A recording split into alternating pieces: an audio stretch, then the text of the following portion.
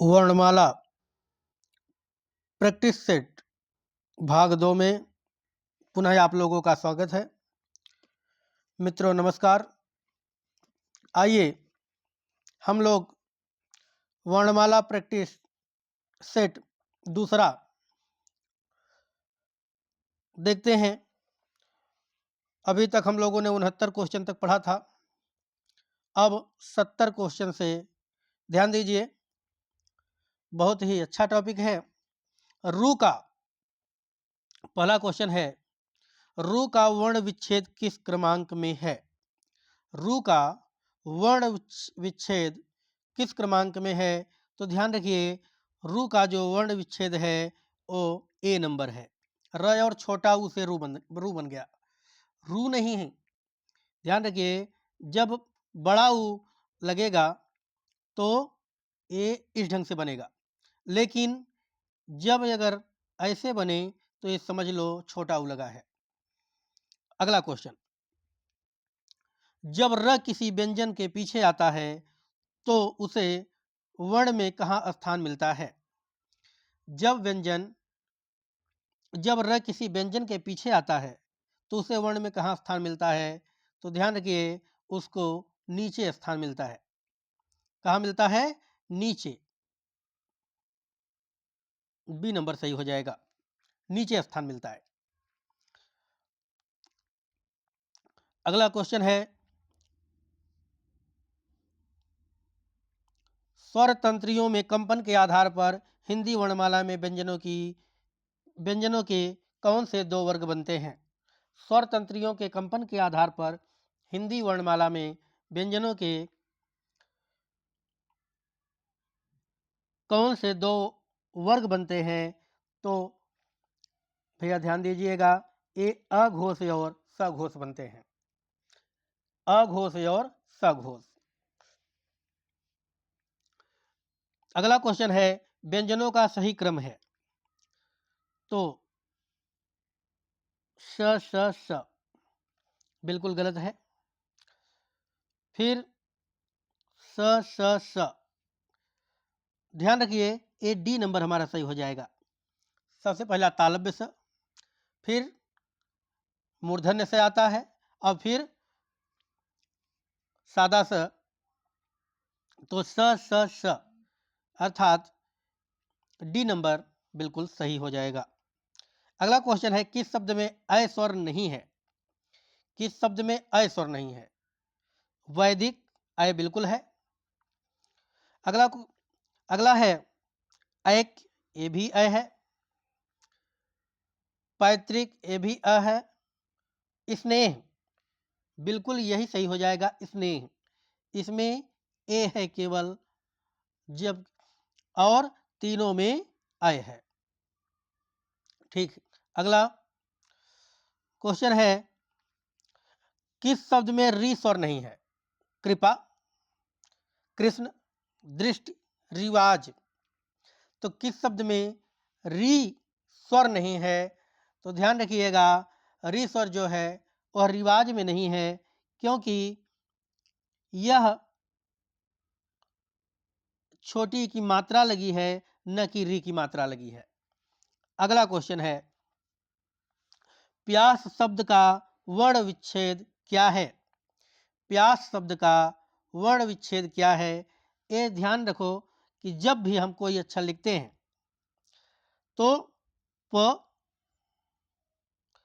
उसके बाद य, फिर या अर्थात आ हो जाएगा, फिर स हो जाएगा, फिर अ हो जाएगा, अर्थात बी नंबर हमारा सही हो जाएगा, प्यास। अगला, अनुनासिक ध्वनियों का सही क्रम है? जैसा बताया, कई बार बता चुका कि अंग, इण, इय, ण, न, म। अंग, इय, ण, न, म। सबसे पहले क के लाइन में अंग आता है, च के लाइन में इय आता है, फिर ट के लाइन में अण आता है, फिर त के लाइन में न आता है और प के लाइन में म आता है, अर्थात बी नंबर हमारा सही हो जाएगा। लास्ट वाले अक्षर सबको उठाया गया है, तो ए क्या होते हैं? अनुनासिक होते हैं भैया। अगला क्वेश्चन ध्यान रखिए।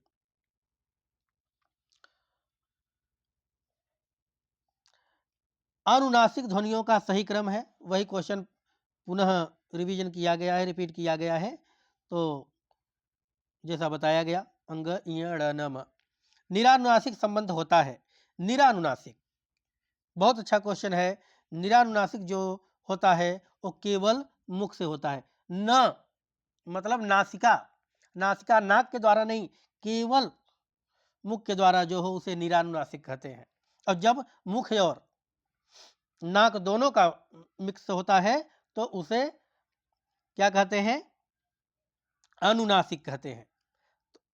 केवल मुख से हो तो उसे निरानुनासिक कहते हैं। निम्नलिखित में विकल्प में सभी ध्वनियां दंत हैं। बहुत ही अच्छा क्वेश्चन है, चलिए बताइए दंत ध्वनियां कौन सी हैं? भाई त थ द ध न ये दंत ध्वनियां होती हैं, तो सभी दंत ध्वनियां कौन सी हैं? तो ध्यान रखिए, दंत जो है त थ तो है ये है, और स भी दंत होता है, यह स दंत होता है। ए वाला स तालव्य होता है, और ए वाला स जो है वो मूर्धन्य होता है। ध्यान रखिए, जो सादा स है वो दंत है, यह स तालव्य है, और यह स मूर्धन्य है। अगला क्वेश्चन, इनमें से वर्ण का उच्चारण स्थान 3 वर्गों का उच्चारण स्थान से भिन्न है। जो इनमें से किस वर्ण का उच्चारण स्थान अन्य 3 उच्चारण स्थान से भिन्न है? बिल्कुल सही क्वेश्चन पूछा गया है। तो त ये क्या है? दंत है। ए भी दंत है, थ भी, स भी दंत है, और ये क्या है? स नंबर तालव्य है। क्या है? तालव्य है, तालव्य। तो हमारा सी नंबर सही हो जाएगा। अगला क्वेश्चन है, हिंदी वर्ण, इनमें से हिंदी वर्णमाला से संबंधित कौन सा कथन गलत है? हिंदी वर्णमाला से संबंधित कौन सा गलत है? कहा गया है कि समस्त स्वर अघोष वर्ण है, यही गलत है। भाई क वर्ग, ठ तथा अ आ कंठ वर्ण माने गए हैं, बिल्कुल सही है। च वर्ग में स्पर्श संघर्षी भी कहते हैं च वर्ग को, और ढ और ढ को उच्छिप्त व्यंजन भी कहते हैं। ये जो नीचे बिंदी लगी है उच्छिप्त व्यंजन है कहते हैं, और समस्त स्वर अघोष वर्ण है, यही गलत है। अगला क्वेश्चन, इनमें से कौन सा कथन गलत है? इनमें से कौन सा कथन गलत है? ध्यान रखिए, अ कंठ ध्वनि है, स्वर अघोष ध्वनि होती है, उ ओष्ठ ध्वनि है, क स्पर्श व्यंजन है। तो ध्यान रखिए कि जो स्वर अघोष ध्वनियां होती हैं यही गलत है, बाकी अकंठ ध्वनि है, अ कहीं से संपर्क नहीं हो रहा है, उ बिना होठ को मिलाए हम बोल नहीं सकते हैं, क स्पर्श ध्वनि है, स्पर्श व्यंजन है। तो स्वर अघोष ध्वनियां होती हैं, यही भी गलत है। अगला क्वेश्चन है, हिंदी वर्णमाला में स्पर्श व्यंजन कितने हैं? हिंदी वर्णमाला में स्पर्श व्यंजन कितने हैं, ये ध्यान रखना है। तो भैया हिंदी वर्णमाला में स्पर्श व्यंजन जो हैं वह कुल 25 होते हैं। कितने होते हैं? 25। हिंदी वर्णमाला में स्पर्श व्यंजन जो होते हैं वो 25 होते हैं। अगला, ओम को किस तरह का स्वर कहा जाता है? ओम, ध्यान रखिए यह प्लुत स्वर है। ओम जो है वो प्लुत स्वर है, क्योंकि इसमें जैसे हम कोई शब्द बोलते हैं क या अ जो है हमारा हर्ष स्वर होता है, और आ बड़ा हो जाएगा, दीर्घ स्वर हो जाएगा, और जब हम उसके अर्थात 1 गुना नहीं, 2 गुना नहीं, 3 गुना, 1 गुना तो अ में हो गया, 2 गुना हो गया आ में, और 3 गुना जब हम समय हमारा अर्थात 2 गुना से ज़्यादा जो समय लगता है वो प्लुत स्वर कहलाता है। अर्थात जैसे ओम, ओम। ये जो ए मात्राएं हैं,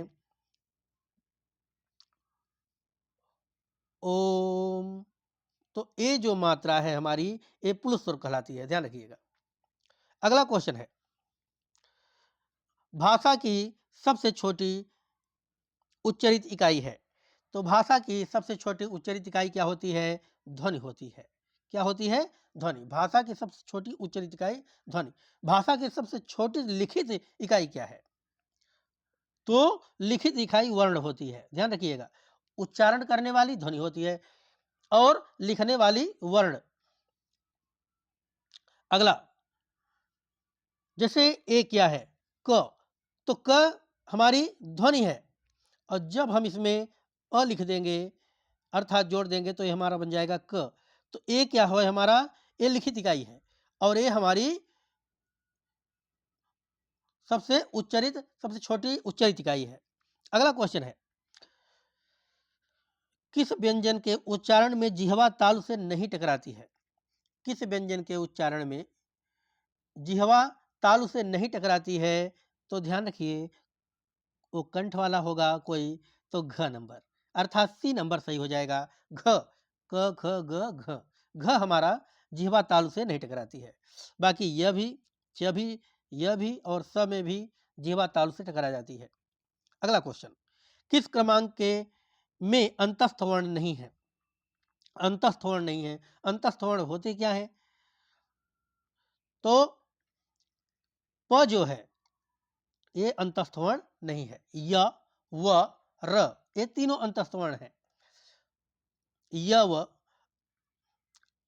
जो है अंतस्थ वर्ण में आते हैं और अर्धस्वर में भी कहा जाता है इन्हें। प नहीं है। अगला, स्वर रहित र का प्रयोग हुआ है। स्वर रहित र का प्रयोग पुनः निर्माण के लिए। किसमें हुआ है भैया? पुनः निर्माण के लिए र का प्रयोग हुआ है पुनः निर्माण के लिए। वाह्य प्रयत्न के आधार पर व्यंजन के भेद हैं। वाह्य प्रयत्न के आधार पर व्यंजन के भेद कौन कौन है भैया? वाह्य प्रयत्न के आधार पर व्यंजन अल्प प्राण है और महाप्राण है। अल्प प्राण है और महाप्राण है। अगला क्वेश्चन है, व्यंजन और स्वर के संयुक्त रूप को क्या कहते हैं? व्यंजन और स्वर के संयुक्त रूप को अक्षर कहते हैं। क्या कहते हैं? व्यंजन और स्वर, जैसे मैंने बताया कि जैसे कब शब्द बताया, अब प्लस अ शब्द बताया, तो स्वर व्यंजन का संयुक्त रूप हो गया, तो ये बन गया पूरा क। तो ये क्या हो गया? अक्षर हो गया। अगला क्वेश्चन, एक से अधिक वर्णों के मेल को क्या कहते हैं? कई बार पढ़ते चले आ रहे हो। तो एक से अधिक वर्णों के मेल को, जैसे अभी हमने लिख कर बताया दोनों अक्षर को, तो एक से अधिक वर्णों के मेल को अक्षर कहते हैं। अगला क्वेश्चन, जिसका उच्चारण स्वतंत्र से होता है और जो व्यंजन के उच्चारण में सहायक नहीं होते, उसे क्या कहते हैं? तो उसे सीधा सीधा स्वर कहते हैं। जिनका उच्चारण स्वतंत्रता से हो स्वर कहलाते हैं, अर्थात उसमें कोई मिलावटी ना हो। फिर अगला क्वेश्चन है, प्लुत स्वर कौन सा है? तो जैसे बताया गया इसके पहले ही, प्लुत स्वर जो है वो ओम है, अर्थात ये जो बीच वाला क्रम है, ये बीच वाला, ये क्या है? बीच वाला यही प्लुत स्वर है। अगला क्वेश्चन, स्वर किसका भेद है? स्वर किसका भेद है? तो स्वर भैया वर्ण का भेद है। किसका भेद है? वर्ण का, है ना। स्वर जो है वो वर्ण का भेद है इसका। अगला क्वेश्चन, जिनकी ध्वनि केवल मुख से निकलती है वे हैं। जिनकी ध्वनि केवल मुख से निकलती है, अभी बताया गया, वो क्या है भैया? निरानुनासिक, अर्थात जो जिसमें नाक का प्रयोग बिल्कुल भी ना हो, निरानुनासिक हैं। अगला क्वेश्चन है, ऐसी कौन सी दो मात्राएं हैं जिनका प्रयोग तो किया जाता है किंतु उनका समावेश स्वर में नहीं किया जाता? उनका समावेश स्वर में बिल्कुल पहले बता दिया गया है। अंक और बी नंबर, बी नंबर जो है ये स्वर में ये दो मात्राएं होती हैं, लेकिन इनका समावेश जो है स्वर में नहीं किया जाता। ये है अयोगवाह अंग और अह जो अलग ही होते हैं। अगला क्वेश्चन है, ध्यान रखिए, कामता प्रसाद गुरु ने वाह्य प्रयत्न के अनुसार व्यंजनों के कितने भेद माने हैं?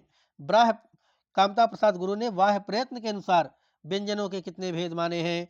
तो व्यंजनों के दो भेद माने हैं। कौन? दो भेद। कामता प्रसाद गुरु ने व्यंजनों के दो भेद माने हैं।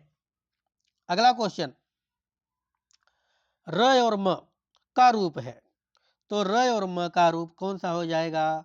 जैसे मर्म शब्द लिखा जाता है, मर्म, म मर्म शब्द लिखा जाता है, तो म और र फिर म आता है, तो र और म का रूप अर्म हो जाएगा।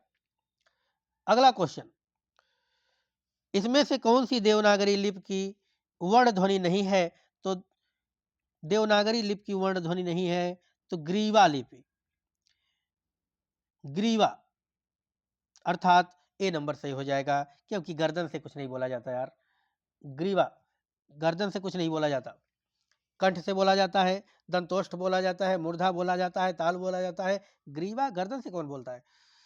प्र में पूर्ण वर्ण है, प्र में पूर्ण कौन वर्ण है? ध्यान रखिए, तो प्र में पूर्ण वर्ण र है, क्योंकि प्र शब्द जो लिखा गया प आधा प से और पूरा र से मिला करके प्र बनता है। अगला क्वेश्चन, कौन से शब्द में र व्यंजन नहीं है? कौन से शब्द में र व्यंजन नहीं है? तो मात्र में भी र है, मूर्धा में भी र है, धा, मूर्धा में क्रम करम न, मातृभूमि में नहीं है, तो मातृभूमि में क्या है? री है। अगला क्वेश्चन है, स्वर तंत्रियों के आधार पर व्यंजनों को कितने वर्गों में बांटा गया है? तो स्वर तंत्रियों के आधार पर व्यंजन को दो वर्गों में बांटा गया है। किसमें भैया? व्यंजन को दो वर्गों में बांटा गया है। अगला क्वेश्चन है, हिंदी वर्णमाला में छ से ड के ठीक बीच में कौन सा अक्षर आता है? छ से ड के ठीक बीच में कौन सा अक्षर आता है? तो इया आता है। कौन सा अक्षर आता है? इया। बी नंबर सही हो जाएगा। अगला क्वेश्चन है, अंतस्थ और ऊष्म वर्ण कितने हैं? अंतस्थ और ऊष्म, तो अंतस्थ 4 हैं और ऊष्म 4 हैं, अर्थात 8 हैं। अंतस्थ में आप जानते हैं य व र ल, ऊष्म में 4 हैं स स सॉरी स फिर स ह, तो कितने अक्षर हो गए? 8। ध्यान रखिएगा। काकल्य वर्ण कौन सा है? काकल्य वर्ण ह है। ह को क्या कहते हैं? काकल्य वर्ण। ह को काकल्य वर्ण भी कहते हैं। प्रत्येक शब्द की वर्तनी में के सभी वर्णों को उसी क्रम में अलग अलग दिखाना क्या कहलाता है? प्रत्येक शब्द की वर्तनी के सभी वर्णों को उसी क्रम में अलग अलग दिखाना क्या कहलाता है? वर्ण विच्छेद कहलाता है भैया। क्या कहलाता है? वर्ण विच्छेद। उद्यान का शुद्ध वर्ण विच्छेद क्या है?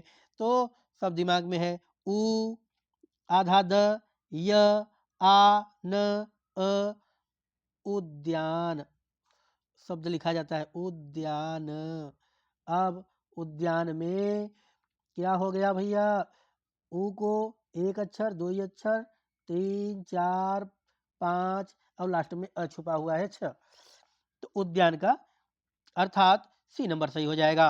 दीर्घ का वर्ण विच्छेद, तो दीर्घ का वर्ण विच्छेद ए नंबर सही हो जाएगा। द री की मात्रा री हो गया प्लस ग प्लस अ। अगला क्वेश्चन है 110, शब्दकोश की दृष्टि से शब्दों का सही क्रम किस विकल्प में है? शब्दकोश की दृष्टि से शब्दों का सही विकल्प किस क्रम में है? तो आइए देखते हैं। शब्दकोश की दृष्टि से सबसे पहले उत्कंठा ए नंबर सही हो जाएगा, उत्कंठा, फिर उत्क्षिप्त, फिर उद्योग, फिर है उद्वेग, तो ए नंबर सही हो जाएगा। अगला क्वेश्चन है, शब्दकोश की दृष्टि से शब्दों का सही क्रम विकल्प इसमें से कौन सा है? तो कंठस्थ, सी नंबर सही हो जाएगा, इसका ध्यान रखिएगा। कंठस्थ, कमल, कलंक, कलई। कंठस्थ, कमल, कलंक, कलई। अगला क्वेश्चन है, देखिए 112 नंबर, हिंदी शब्दकोश में इनमें से कौन सा शब्द सबसे पहले आएगा? हिंदी शब्दकोश में इनमें सबसे पहले कौन सा शब्द आएगा? तो क्षमा आएगा। कौन सा आएगा? क्षमा। डी नंबर सही हो जाएगा। अगला क्वेश्चन है, अर्थ व्यक्त करने वाली सबसे छोटी इकाई। तो अर्थ व्यक्त करने वाली जो सबसे छोटी इकाई है भैया, वो है शब्द। कौन सा है? शब्द। अगला, प्रारंभ शब्द में प्र वर्ग का स्वरूप है। प्रारंभ शब्द में प्र वर्ग का स्वरूप है, तो प्र का मतलब पर भाई, आधा प और उसके बाद र पूरा हो जाएगा, तो प्र। हिंदी शब्दकोश में अंग और अह किस वर्ण के साथ आता है? अंग और अह तो किस वर्ण के साथ आता है? तो ध्यान रखिएगा, हिंदी शब्दकोश में 115 नंबर, अंग और अह किस वर्ण के साथ आता है? अ के साथ आएगा भाई। अ के साथ अंग, भाई इसी में तो लगा सकते हैं, और अह भी इसी में लगा सकते हैं। अगला, निम्न में कौन सा शब्द अमात्रिक है? बहुत ही अच्छा क्वेश्चन है, अमात्रिक। तो कौन सा शब्द अमात्रिक है? तो कौने में मात्रा नहीं लगी है यार, कलरव में, सॉरी कलरव में मात्रा नहीं लगी है, बिना मात्रा का। हिंदी शब्दकोश के अनुसार संतान, सकल, सचल, सक्षम शब्दों का सही क्रम है। संतान, सकल, सक्षम, सचल कौन सा है? तो है यार, सीधा दिखाई दे रहा है। सही क्रम संतान, सकल, सक्षम, सचल। किस शब्द में री स्वर नहीं है? डी नंबर, अच्छा 117 का डी हो जाएगा बेटा। अगला क्वेश्चन है, किस शब्द में री स्वर नहीं है? तो बताओ भाई, कृपा, कृष्ण, दृष्टि, आज। ये तो सोझे दिखाई दे रहा है भाई, आज। अगला क्वेश्चन है, विसर्ग से बना शब्द कौन सा है? विसर्ग से बना, कोने में दो ठे बिंदी लगी हैं, ऐसे ऐसे दो ठे बिंदी लगी हैं, बताओ विसर्ग से बना शब्द कौन सा है? तो सीधा सीधा दिखाई देता, निष्प्रिय। अगला क्वेश्चन है, निम्नलिखित शब्दों में किस शब्द में द्वुत्व व्यंजन है? फिर वही आ गया, द्वुत्व व्यंजन है, तो द्वुत्व व्यंजन दिल्ली। कौन सा है? दिल्ली। निम्नलिखित शब्दों में सबसे शब्द में द्वुत्व व्यंजन है दिल्ली। जब एक ही ध्वनि का द्वित्व हो जाए तब वह क्या कहलाता है? बताओ। युग्मक ध्वनिया क्या कहलाता है? युग्मत। भाई दो ठे है आई गए तो युग्मत ध्वनि हो गई है ना, युग्मक ध्वनि। अगला क्वेश्चन है, निम्नलिखित में से किसे हिंदी का मानक वर्णमाला के स्थान पर नहीं दिया गया है? तो मानक वर्णमाला के स्थान पर, अरे यार लिरिक नहीं दिया गया बाबा, कोने के लिरिक को नहीं दिया गया है। विसर्ग ध्वनि है। विसर्ग ध्वनि कौन सी है भैया? आघोष जो है वो विसर्ग ध्वनि, विसर्ग ध्वनि जो होती है विसर्ग, वो आघोष होती है। तो इस प्रकार हमारा यह वर्णमाला का टॉपिक समाप्त हुआ। मेरे प्यारे भाइयों, आप लोग पढ़ते भी जाएं, सब्सक्राइब भी करते जाएं, लाइक भी करते जाएं, शेयर भी करते जाएं। बहुत बहुत धन्यवाद।